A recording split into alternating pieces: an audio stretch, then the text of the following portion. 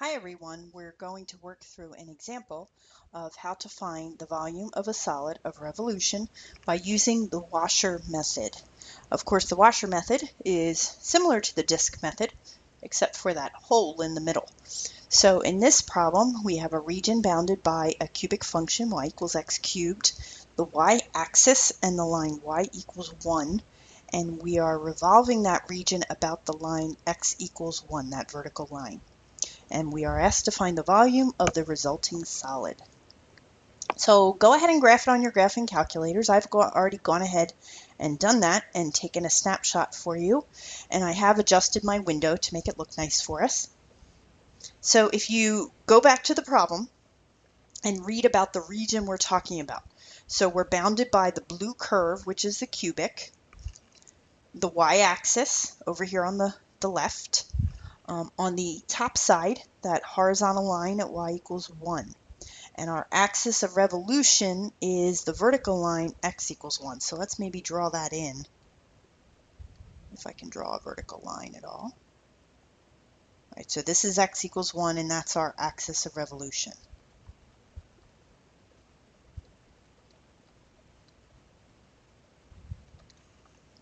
So the region that we're talking about is the one that you see in yellow.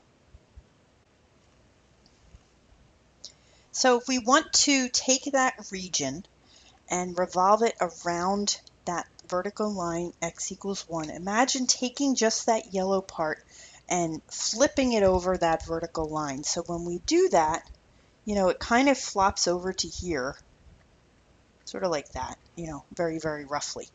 All right, so you can try to imagine in your head what the resulting solid might look like. So with the washer method, our representative rectangle, similar to the disk method, is perpendicular to the axis of revolution.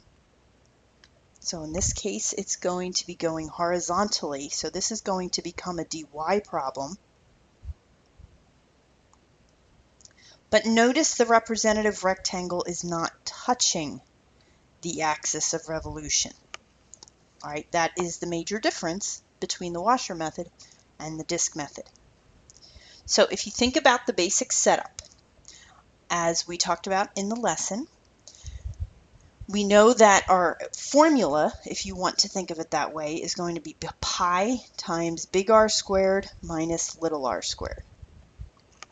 Big R squared is going to be the distance from the axis of revolution to the far side of the rectangle. So that's going to be this part right here. All right, so let's maybe come up with an expression for that first. All right, and we're going to use this right minus left idea. All right, so if we want an expression for a big R, on the right, it's hitting the vertical line, x equals 1. On the right, on the left, it's hitting the y-axis. So we're doing right minus left. On the right, it's hitting the vertical line. On the left, it's hitting the y-axis. So that capital R is 1. Now for little r. Now little r is the distance from the axis of revolution to the close side of the representative rectangle. So little r is going to be this little part in here. It's basically the radius of the hole. All right, so once again, we're going to use this idea of right minus left. So on the right, little r is hitting the axis of revolution.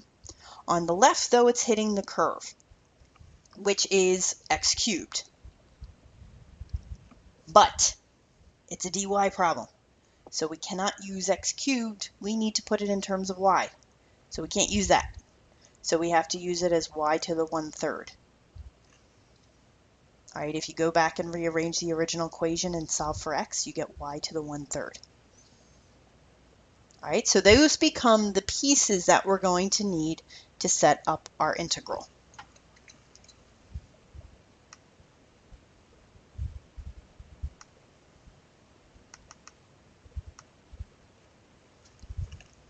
So let's go back to the previous page and we'll go ahead and set it up. So our volume Since it was a dy problem, our limits of integration need to be y values. So let's take a look at the graph again. And our y values are going from 0 on the low end up to a positive 1.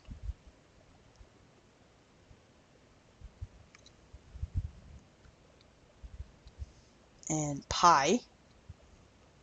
Then remember we need big R squared. So big R, remember, was 1 minus little r was 1 minus y to the 1/3. And just don't forget to square that. All right, so you are most welcome to evaluate that in your calculator. You could just do the definite integral part excluding the pi.